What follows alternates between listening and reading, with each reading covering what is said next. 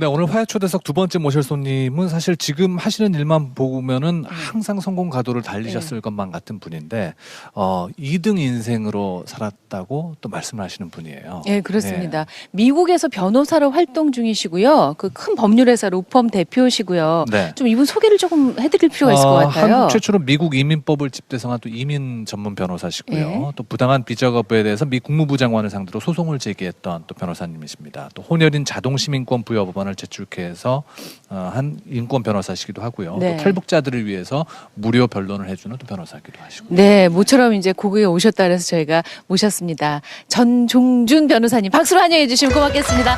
안녕하십니까? 예.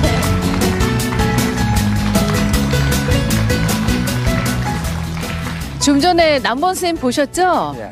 반가우셨을 것 같아요. 예, 먼저 귀한 소개를 해주셔서 우리 이금희 여사님과 아, 또 여사님. 저 오늘 여사 됐네요. 여사 됐어요. 남원 선생님이 편하게 그렇게 하세요. 하셨으니까 그렇게 안 하면 혼날 것 같아서. 아닙니다. 아닙니다. 이금희 선생님 감사합니다. 네, 아이, 반갑습니다. 감사합니다. 예. 얼마 만에 그럼 고국에 오신 거예요? 3년 만에 왔습니다. 자주 오시는 편인가 봐요. 사무실 일 때문에 자주는 못 오는데 이번에도 한 일주일 일정으로 왔습니다. 예. 매번 올 때마다 느끼는 것이 제가 길을 헤맬 정도로 많이 참 발전하는 걸 보고 놀랐습니다. 네. 저희가 봐도 매일 변해요. 예. 3년 만에 오셨으니까 더 변함을 느끼실 수가 있죠. 네. 황인철 박사님 참 이렇게 미국에서 아주 화려하게 대단하신 분이라면서요. 네, 그 전종준 변호사님은요, 1982년 미국 유학을 떠나셔갖고요, 미국 로스쿨에 합격하시고, 그 한국 최초로 미국 이민법을 집대성한 이민 전문 변호사십니다. 당시 그 외국인에 대한 미국의 그 부당한 비자 거부에 대해서요, 미 국무부 장관을 상대로 소송을 제기, 10년 만에 영주권 신청 여부의 질문이 비자 신청서에 아주 빠져버리는 그러한 쾌거를 올리셨고요. 한인 최초로 미 연방 하원에 혼혈인 자동 시민권 부여 법안을 제출케 한 인권 변호사로도 유명하십니다. 2009년부터는요, 탈북자에게 미 영주권 획득을 무료 변론을 해주고 계시고요. 현재는 미국 워싱턴 DC 근교에서 이민 전문 로펌 대표 변호사로 활약하고 계시는 그야말로 얼굴처럼 마음이 따뜻한 바로 그 감사합니다. 전종준 변호사십니다. 이런 분이십니다. 근데 사실은 뭐 선생님 뭐 저희가 이력을 쭉 변호사님 이력을 듣고 보니까 뭐 영어도 잘하셨으니까 미국에서 변호사일 거 아니에요. 더군다나 변호사니까 얼마나 공부를 잘하셨겠어요. 2등 인생 너무 겸손하신 거 아니에요? 아닙니다. 저는 지금 오바마 대통령하고 같은 동네에 살고 있거든요.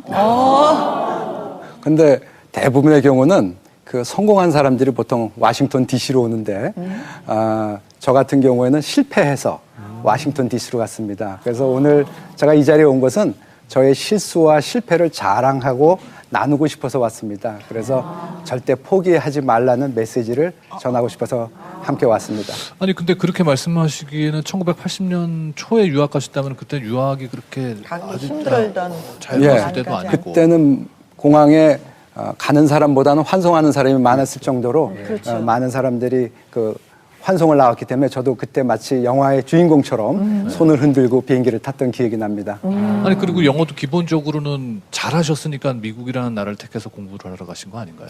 그렇지 않습니다. 보통 사람들은 공부를 잘해서 그때 유학을 갔는데 저 경우는 공부를 못해서 유학을 갔습니다. 저는 예비고사도 떨어지고 지방대학 가고 그리고 또 영어를 못해서 사법고시 떨어지고 그래서 호랑이를 잡으려면은 호랑이 굴에 들어가야 한다 하는 그 극약 처방으로 저는 미국행을 그때 선택했었습니다. 그렇다면 그 모든 시험들이 영어 때문에 걸림돌이 되었던 건가요? 떨어졌던 건가요? 그렇습니다. 영어가 그렇게 중요했었어요? 그럼요. 그때 사법고시 시험을 볼 때 네. 1차 시험에 그 영어가 그 선택 과목이 있었습니다.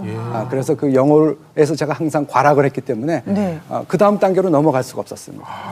그래서 영어가 마치 저의 저주처럼 저의 발목을 잡고 결국은 미국행을 선택해서 미국에서 뿌리를 뽑고자 그렇게 결심을 했었습니다. 근데 우리 같으면 영어를 못하면 미국을 갈 생각을 안 하잖아요. 그렇죠? 그렇지 않아요? 그냥 무서워서 미국을 갈 생각도 안 할 것 같은데 미국에 가셔갖고 그 저주를 풀으셨어요, 결국은요? 그렇죠. 가서 좀 어려움이 많았죠. 저는 또 원래 머리도 나빠서 공부하기도 좀 힘들었고 그렇지만은 최선을 다하다 보니까 어느 정도 영어가 보이기 시작하더라고요. 결국은 영어가 문제가 아니라 제 자신의 문제인 것 같더라고요. 그래서 영어가 보이기 시작할 때 제가 영어로 변호사가 됐고 그 영어가 저주에서 축복으로 바뀌더라고요. 예. 사실 영어는 못하셨지만 원래 꿈은 법조인이 되는 거여서 예. 그 한자도 잘 모르면서 뭐 사법고시를 혼자 고등학교 때부터 준비하셨다면서요? 예, 그 저희 집안 아저씨 중에 변호사가 계시는데 그 집안의 자랑이고 그 우상이었습니다. 그래서 저도 어린 나이에 변호사가 되고 싶어서 아버님을 졸라서 서점에 가서 그 법률 서적을 사왔습니다. 그래서 그 법전을 열어보니까 온통 한자예요. 그래서 이거 안 되겠다 싶어서 그때부터 그냥 한자를 죽기 살기로 공부를 했습니다. 그렇게 공부하다 보니까 고등학교 공부는 뒷전에 밀려서 결국은 제가 공부를 제대로 못하게 됐었습니다. 한문은 많이 하는데 다른 게 기본이 안 돼 있어. 어머 세상에. 근데 뭐 법전 이런 거 사달라고 했을 때 부모님은 얼마나 행복하셨을까요? 우리 아들이 아이고 변호사가 되고 그런다고. 아니 근데 순서가 바뀐 거예요. 보통은 개인 시험을 먼저 준비하고 사법 시험을 준비하는데 순서가 바뀌신 거 아니에요? 그렇죠. 제가 그렇게 엉뚱했었습니다. 그러니까 영어 못하는데 미국 가겠다 이런 꿈도 꾸셨을 것 같아요. 맞습니다. 그래서 무식하면 용감하다고 그렇게 가게 된 거예요. 그럼 변호사님 어떻게 영어를 잘하시게 됐는지. 사실은 원래 잘하던 사람 얘기는 들을 필요가 없어요. 그 사람들이랑 다르니까. 원래 못하던 사람이 잘하게 된 게 궁금하거든요. 영어는 그 애들이 예. 애기가 영어를 배울 때 말을 배울 때 먼저 듣고 그다음에 말을 합니다. 그렇죠. 그런 것처럼 TV가 선생입니다. 그래서 저는 텔레비를 많이 봤습니다. 그럼 들어도 무슨 얘기인지 모르는데 우선 귀가 뚫려야지 말을 하니까요. 그래서 TV가 선생이었고 그다음에 뭐 좀 있으면 제 아내를 소개하겠지만 제 아내가 미국 사람이니까 아내가 또 영어 선생이었습니다. 그래서 아내를 통해서 그 발음 우리가 발음을 많이 실수도 하고 많이 틀리는데 그 발음을 고쳤고 그렇게 해서 제가 영어를 터득하게 됐고 결국 제가 오늘날까지 된 것은 제 스스로 영어를 터득한 게 아니라 더 주위 사람의 도움에 의해서 영어를 터득하게 됐다고 생각하시면 되겠습니다. 그러면은 한국에 계실 때는 보통 영어 시험 점수는 몇 점 정도를 받으셨던 거예요? 뭐 50점 미만이겠죠. 진짜 못하셨네요. 저는 그냥 하시는 말씀인 줄 알았어요. 아니죠. 왜냐하면 고등학교 때 제대로 공부를 안 했었으니까 기초가 없잖아요. 그래서 이제 기초가 없으니까 영어가 안 되니까 일본 말도 좀 공부했다가 독어도 공부했다가 다 한다는 건 뭐예요? 다 모른다는 얘기 아니겠어요? 그래서 더 우왕좌왕하다가 더 영어를 못하게 됐죠. 정말 친근함을 느낍니다. 변호사님. 아주 익숙한 얘기들이 영어만 나와요. 잘했다면 또 변호사님 인생이 지금 또 달라졌을 수도 있으셨던 거 아니에요? 한국에서 만약 영어 우리나라에서 그렇죠. 완전 달라지죠. 한자도 잘하셨으니까. 그럼 제가 미국도 안 갔을 거고요. 그렇죠. 네. 오히려 못했기 때문에 인생이 달라진 거네요. 그렇죠.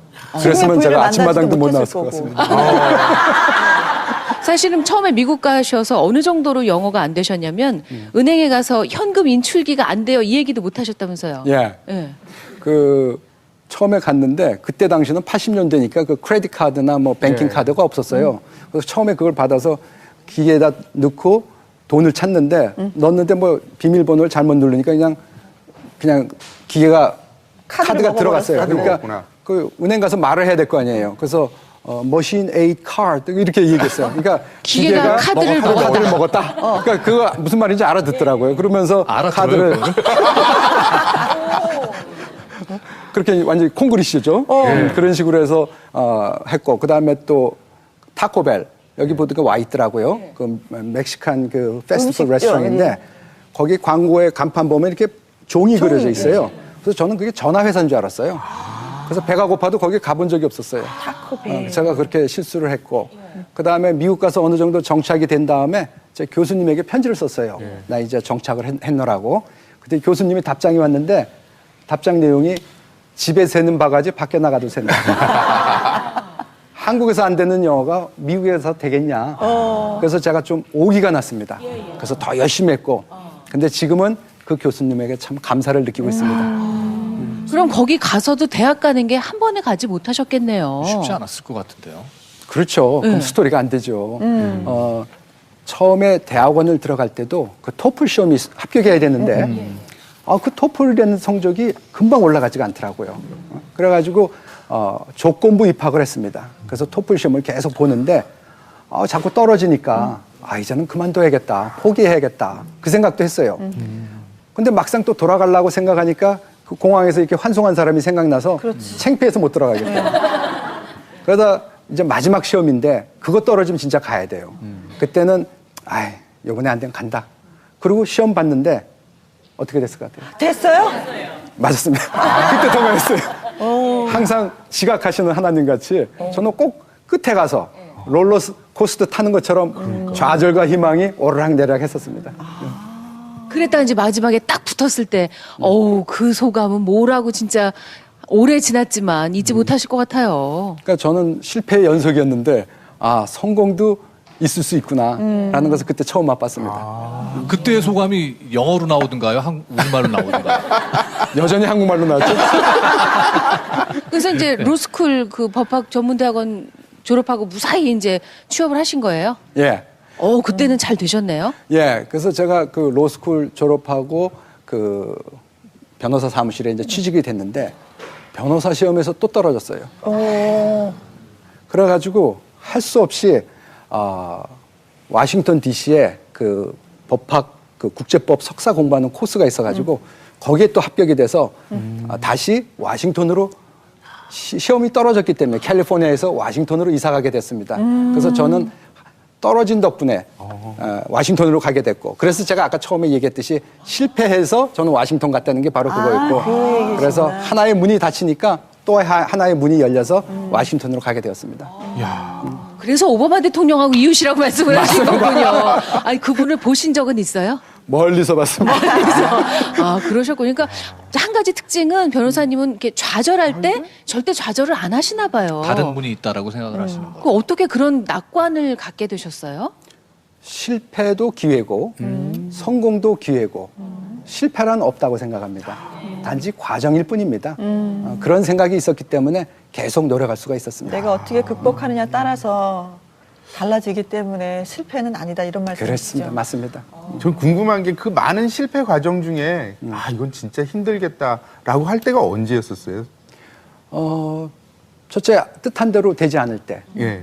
그리고 제가 그 대학원에서 그 헌법 공부를 할 때 그 20년 된 그 영어를 공부하는데 현대 영어도 이해 못하는데 20년 된 그 헌법 그 옛날 영어를 하는데 너무 힘들더라고요. 그때는 진짜 너무 힘들어가지고 교수한테 C학점을 받았습니다.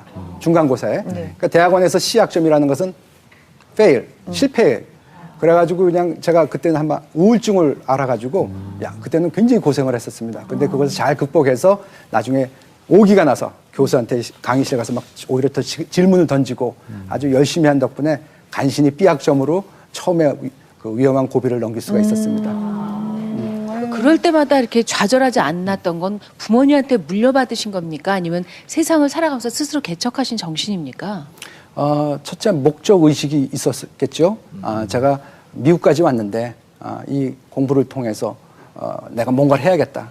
그리고 오늘날 내가 여기까지 온 것이 이렇게 뒤돌아보니까 다 제가 한 것이 아니더라고요. 다 어머니의 기도라든지 친구의 도움이라든지 제 아내의 내조라든지 그래서 제가 내가 이 사람들을 위해서 내가 뭐를 해야겠다. 나도 남에게 필요한 사람이 되어야겠다라는 몫식 의식이 강하니까 포기가 되지 않더라고요. 그래서 열심히 끝까지 할 수 있었던 원동력이 되지 않았나 생각합니다. 그럼 이제 지금의 부인을 만나신 것도 어떤 분명한 목적의식이 있으셨기 때문에 만나신 건가요? 꼭 그렇진 않았습니다. 이거는 예외였습니다. 네. 제가 미국 여자하고 산다니까요.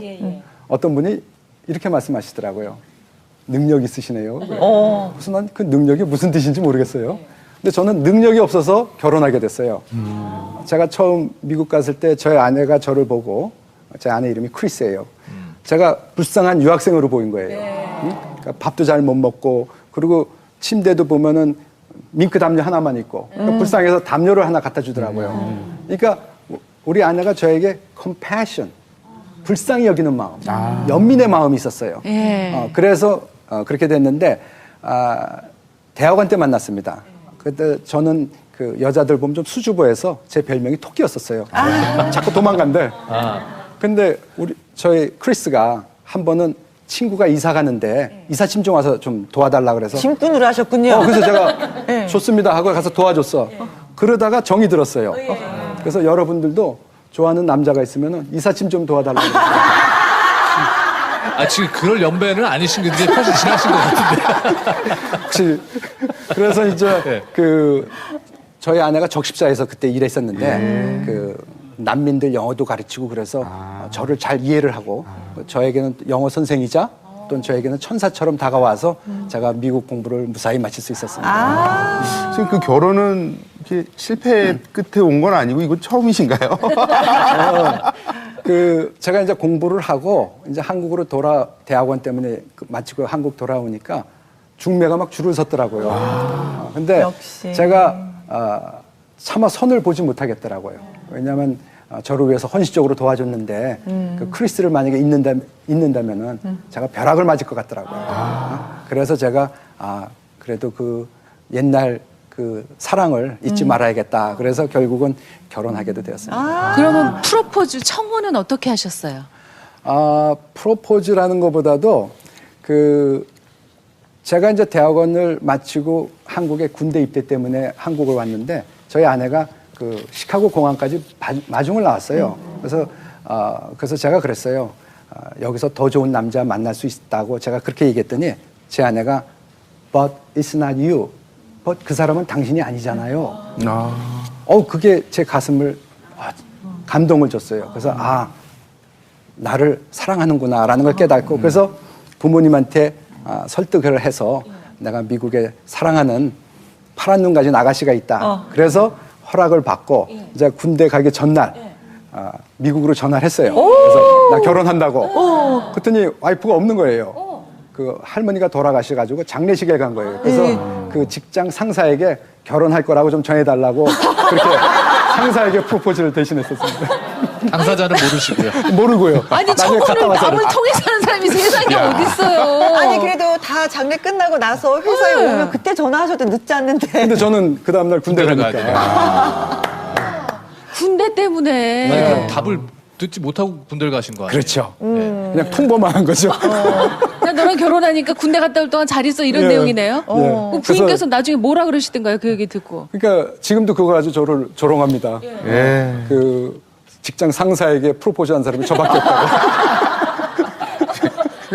결혼도 실패하실 뻔했어요. 지금 보니까. 그러니까요. 되려니까 됐네요. 그러니까 그때가 변호사가 되시기 전 이제 공부하실 그렇죠. 때 결혼하신 예, 거죠. 그렇습니다. 미래가 불투명할 때. 예. 그럼 이후에는 변호사 시험에 단번에 되지 않으셨던 거죠? 또 그것도. 그거 미리 알면은 재미없는데. 예, 제가 이제 변호사 시험을 보러 갔는데, 가니까 아무도 없더라고요. 그래서, 내가 1등으로 왔나? 근데 아무도 없어요.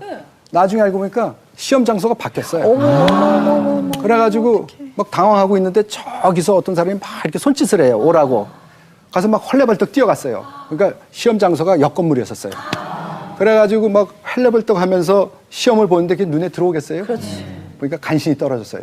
간신히 붙은 게 아니라 그걸 어떻게 할 수 있을까요? 간신히 내가 떨어졌는지. 한 2점 떨어지는 게 차이로. 떨어지는 게 무슨 목표인 것처럼 간신히 떨어졌어요. 그 떨어지는 것도 보니까 습관이더라고요. 그래서 떨어지는 바람에 제가 와싱턴으로 올 수가 있게 됐죠. 오히려 그 덕분에. 그래서 오히려 저 감사의 요소가 됐습니다. 그러면서 진짜 애 많이 쓰셨겠네요. 진짜 간신히 떨어졌다 간신히 붙으셨기 때문에. 그렇죠? 맞습니다. 그래서 이제 와싱턴으로 와서 그때 드디어 변호사가 돼가지고 지금까지 변호사 활동을 하고 있습니다. 부인께서 내조를 그렇게 잘하신다면서요.